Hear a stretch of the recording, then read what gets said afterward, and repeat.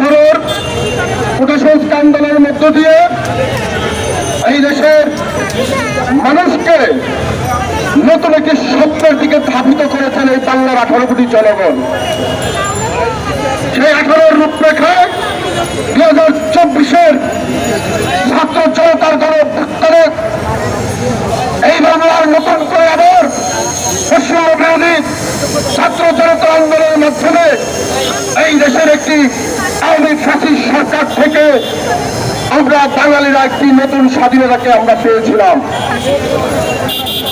বড় আক্ষেপ করে বলতে হয়, জনগণের ছাত্র জনতার মন্ত্রণ নিয়ে এই ফ্যাসিস্ট আওয়ামী সরকারের দুর্বৃত্তায়নকে পুনর্বহাল করে ছাত্র জনতার লালিত স্বপ্নকে বর্তমান এই গণঅভ্যুত্থানকে বিনষ্ট করার জন্য অন্তর্বর্তীকালীন সরকারের নামে যেই সরকার বর্তমান ক্ষমতার মস্তকে বসেছেন, ছাত্র জনতার মেরুকর নামিয়ে আপনারা যা করছেন তা কিন্তু জনগণ বিরোধী।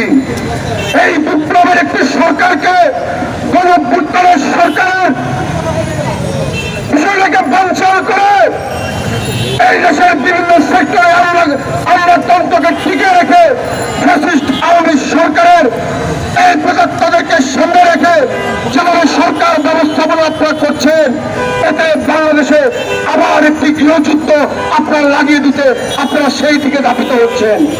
আমি বাংলার 18 কোটি জনগণকে বলতে চাই, কোন ফ্যাসিস্ট সরকার নয়, কোন আওয়ামী সরকার নয়, কোন বিরোধী কোন সরকার নয়, এই দেশের 18 কোটি মানুষের রাত ও জীবনের লক্ষ্যে যেই সরকার ব্যবস্থাপনায় দেশের জন্য কাজ করবে আমরা সেই সরকারের পক্ষে আছি।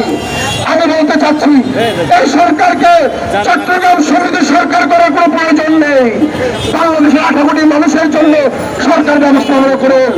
আমি উদাত্ত আহ্বান জানাচ্ছি, এই দেশের শান্তিপ্রিয় মানুষগুলোকে আবার শৃঙ্খলা করবেন না। আপনারা দেখেছেন 18 কোটি সংস্কার আন্দোলন আমরা করেছি, 24-এর গণঅভ্যুত্থান বিপ্লব আমরা সংগঠিত করেছি।